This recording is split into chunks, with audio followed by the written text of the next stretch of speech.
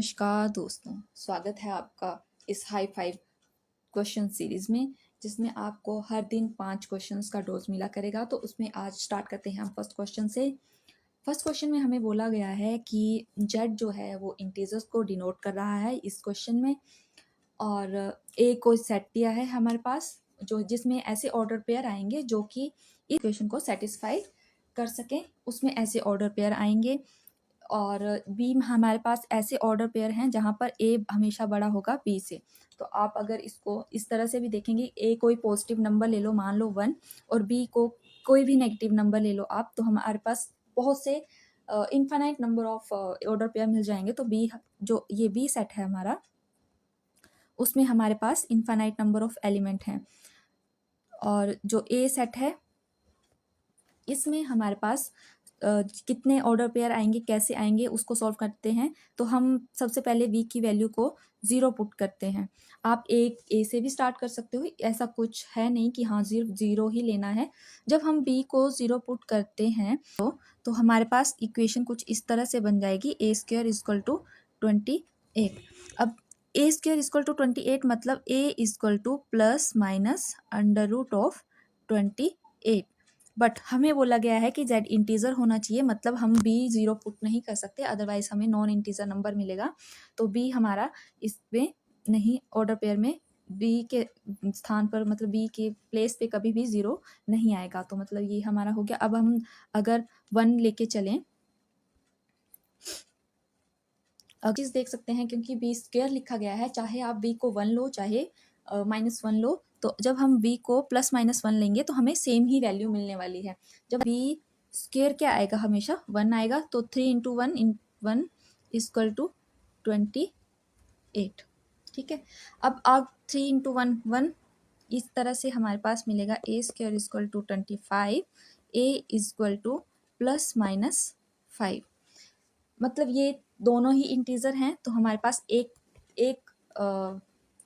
Pair नहीं है, वैसे ये 4 पेयर मिल गए हमें सिर्फ +-1 बी की वैल्यू से। जैसे मैं दिखाती हूँ कैसे, यहाँ लिखते हैं हम, जो भी हमारा आंसर आ रहा है उसको हम यहाँ लिखते चलेंगे। बी की वैल्यू को +-2 लेके चलेंगे। आप इसको सोल्व करके देख सकते हो खुद भी। तो हमारे पास ए की वैल्यू आएगी +-4। इसी तरह से जब हम बी की वैल्यू +-3 पुट करेंगे, तो हमारे पास ए की वैल्यू जो आएगी वो आएगी +-1। इसके बाद जब आप बी की वैल्यू को 4 पुट करेंगे, बी की जगह 4 पुट करेंगे या -4 पुट करेंगे, तो आपको ये इक्वेशन कभी सेटिस्फाई ही नहीं होगी। और आपको जैसे मान लो अगर हम 4 पुट करते हैं यहाँ पर, तो 20 स्क्वायर, तो 4 का स्क्वायर 16, 16 को अगर 3 से मल्टीप्लाई करेंगे हम तो क्या आएगा, गुना करके हमारे पास 16 3 48, तो मतलब ये 28 से बड़ा पहले ही हो गया। और ए हमारे पास वैसे भी स्क्वायर दिया है, मतलब कोई पॉजिटिव नंबर होगा तो ये इक्वेशन को सेटिस्फाई नहीं करेगा। तो मतलब हमारे पास जो है वो सोल्यूशन एक तरह से आ गए हैं। हमारे पास कौन कौन से ऑर्डर पेयर बन गए, फिर हमारे पास ऑर्डर पेयर बन गए 5,1, 5, -1, -5,1 और -5, -1। अब हमें इसके बाद 4 यहाँ से मिल जाएंगे आपको, 4 ऑर्डर पे यहाँ से मिलेंगे, 4 ऑर्डर पे इधर से मिलेंगे यहाँ से। तो इस तरह से अगर आप देखोगे, और अब हमें इंटरसेक्शन पूछा गया है, मतलब 4 4 8 4 12, 4 4 8 4 12, 12 ऑर्डर पेयर मिलेंगे हमें। बट हमें एक और कंडीशन दी है, इंटरसेक्शन पूछा है कि A greater than equal to B. तो इसमें हम चेक करेंगे कि ए बड़ा होना चाहिए बी से, तो हमारे पास ये आएगा A is greater than equal to B, A is greater than B. इसमें भी ए बड़ा है बी से, बट -5 1 से छोटा होता है, तो मतलब ये वाला नहीं आएगा, ये वाला भी नहीं आएगा। इसी तरह से जब हम यहाँ भी ऑर्डर पेयर बनाएंगे तो हमारे पास सिर्फ 2 बचेंगे ऑर्डर पेयर, 2 डिस्कार्ड हो जाएंगे हमारे ए इंटरसेक्शन बी के लिए। यहाँ भी सेम, तो 2 यहाँ से मिलेंगे एलिमेंट, 2 एलिमेंट हमें यहाँ से मिलेंगे और 2 इस ऑर्डर पेयर से मिलेंगे। तो हमारे पास टोटल कितने ऑर्डर पेयर, कितने एलिमेंट हो गए इसमें, 6, 2 + 2 + 2 6। तो इसका आंसर क्या बना हमारा 6। ये था हमारा फर्स्ट क्वेश्चन। आई होप आपको समझ आया होगा। तो ये रहा हमारा सेकंड क्वेश्चन। हमारा सेकंड क्वेश्चन आपकी स्क्रीन पर दिख रहा होगा आपको। इसमें ए सेट दिया है, इसमें भी ए सेट और बी सेट दिए गए हैं। अब आप इस क्वेश्चन को पढ़ने की ट्राई करें। ए सेट हमें दिया है, चलो ठीक है, 1 से 10 तक नंबर दिए हैं। बी सेट में बोला है कि m by n such that m n belongs to a, मतलब m और n की वैल्यू जो लेंगे हम यहाँ पर वो a से ही लेनी है। मतलब हम 11 नहीं ले सकते, 12 नहीं ले सकते, 1 से 10 के बीच में लेने हैं, और जो कि a सेट के एलिमेंट्स हैं। And m is less than n, और ऐसा लेना है कि m हमेशा ऊपर, जो जैसे हम ये m बाय n है, तो n हमारा हमेशा, अगर मान लो हमने 1 लिया है तो n हमारा 2 आना चाहिए।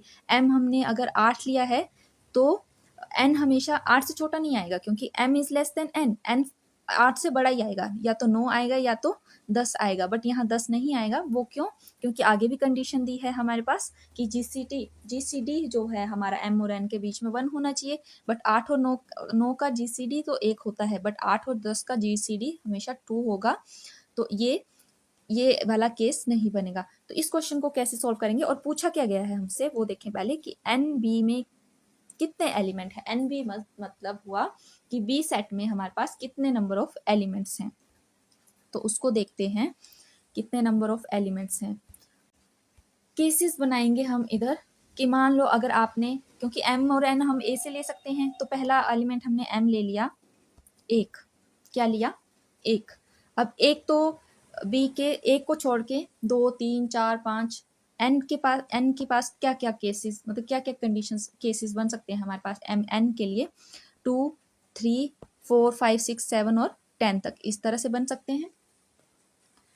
तो क्यों, और एक चीज बात यहाँ पर m, अब देखो कि ये सेटिस्फाई कर रहा है सभी चीजों को। देखो m जो है ये हमारा 2 से छोटा है, 3 से छोटा है, ठीक है। और इन सब का 1 का जीसीडी सबके साथ क्या आएगा? जीसीडी 1 आएगा। तो मतलब यहाँ पर हमारे पास कितने केसेस बने? 9 केसेस। मतलब हमारे पास 9 केसेस बन गए। 9 केसेस का मिलने का मतलब ये है कि m ऐसे बन रहेगा, m 1/2 1/3, इस तरह से हमारे पास 9 एलिमेंट्स आ जाएंगे सेट के। कितने एलिमेंट्स आ जाएंगे? 9 एलिमेंट्स सेट के आपको यही मिल जाएंगे, ठीक है। एक यहाँ पर केसेस लिख देते हैं ताकि याद रहे हमें। केसेस, कितने केसेस मतलब कितने एलिमेंट। यहाँ पर हम केसेस लिखेंगे 9। जब 1 था तो 9 केसेस बने। m इक्वल टू जब हम 2 लेंगे, अब आप थोड़ा बड़े हैं तो जल्दी जल्दी ट्राई करें सॉल्व, क्योंकि पेपर में इतना टाइम नहीं होता है। तो आप इसमें एकदम से डिस्कार्ड कर सकते हैं कि जिनका जीसीडी 1 है वो तो डिस्कार्ड ही कर जाएंगे, 1 डिस्कार्ड हो जाएगा। जैसे तो हमारे पास n के लिए क्या क्या वैल्यू होंगी? 2 के साथ 3 आ जाएगा क्योंकि जीसीडी 1 है, 4 नहीं आएगा क्योंकि उसका जीसीडी 2 है, 5 आ जाएगा, 6 नहीं आएगा, 7 आ जाएगा, 8 नहीं आएगा, 9 आएगा, और 10 भी नहीं आएगा। तो m जब हम 2 लेते हैं तो हमारे पास 4 केसेस बनते हैं। इसी तरह से अगर आप करते चलेंगे तो अगर हम n में, क्योंकि सभी सॉल्व नहीं करूंगी, आपको इसका आंसर बता दूंगी, आप इसका, अदरवाइज वीडियो बहुत बड़ी हो जाएगी। आप इसको खुद अपने कॉपी पेन में खुद से सॉल्व करने की ट्राई करें कि अगर m की वैल्यू 3 लेंगे तो कितने केस बनेंगे। वैसे मैं आपको ऐसे ही बता देती हूँ कि जब m की वैल्यू हम 3 लेंगे तो 5 केस बनेंगे। इसको आप ट्राई करना। जब हम m की वैल्यू 5 लेते हैं, तो अगर 5 ले रहे हैं हम, तो हमें ऐसा भी चाहिए कि जीसीटी 1 होना चाहिए। तो 5 का 6 7 8, जो 5 का जीसीडी है वो 6 7 8 इन सब के साथ, और 9 के साथ 1 आ जाता है। ओके, तो इस पे हमारे पास 4 केस बनेंगे। 4 क्यों? क्योंकि इसमें जब 6 7 8 9 और 10, ये सारे नंबर जो हैं वो 5 से बड़े हैं, बट इनमें से सिर्फ इन 4 का ही जीसीडी 1 है, इसका नहीं है। तो इस पे हमारे पास 4 केस बनेंगे। इसी तरह से जब हम करते चलेंगे तो आप केसेस बनाते चलना, आपको जो टोटल मिलेगा नीचे वो मिलेगा 31। तो इसका आंसर आएगा 31। अब हम देखेंगे थर्ड क्वेश्चन। सेट ए है वो हमारे पास एक सर्कल रिप्रेजेंट कर रहा है जिसका सेंटर 0 0 है, सेंटर 0 0 है, और जिसकी रेडियस क्या है? 5। तो यहाँ पर ये जो पॉइंट है ये 5 है, और ये वाला पॉइंट जो है ये -5 है। और जो हमारा दूसरा सेट बी है वो रिप्रेजेंट कर रहा है एक एलिप्स को। तो एलिप्स की इक्वेशन दी है हमारे पास x² + 16y² = 144। जब हम इसको 144 से दोनों तरफ डिवाइड करेंगे तो ये बनेगा कुछ इस तरह से। जब हम ध्यान से देखते हैं तो इसका सेंटर जो है वो 0 0 है। ठीक, तो सेमी मेजर एक्सिस 12 और सेमी माइनर एक्सिस 3 और 0 0 एलिप्स का सेंटर है। तो ये कुछ इस तरह से बनेगा जब हम इन दोनों को ड्रॉ करेंगे, ए और बी सेट को। तो अब हम देख सकते हैं यहाँ पर कॉमन पॉइंट कौन से हैं। ये हैं इनके कॉमन पॉइंट 1 2 1 2 3 और एक ये वाला पॉइंट आएगा 4। तो इसका आंसर रहेगा डी, 4 पॉइंट इसके इंटरसेक्शन में आएंगे। इसके बाद हम नेक्स्ट क्वेश्चन सॉल्व करते हैं। Fourth question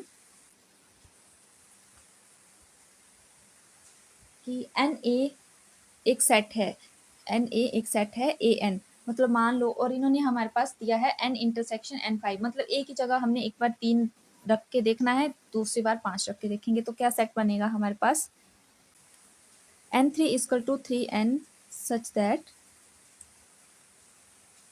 n belongs to natural number। Okay, इसी तरह से नंबर, अगर आप इनके एलिमेंट्स लिखोगे तो इसके एलिमेंट्स कुछ इस तरह से आएंगे। 3 के मल्टीपल 3 6 9 सो ऑन। और दूसरे सेट के जब हम एलिमेंट लिखेंगे तो वो आएंगे 5 10 15 एंड सो ऑन। तो इसमें कॉमन क्या आएगा, इंटरसेक्शन में हम देख रहे हैं 15 आ रहा है। तो जो ये 15 है, 15 हमारा क्या है, इस 3 और 5 का क्या है, एलसीएम। तो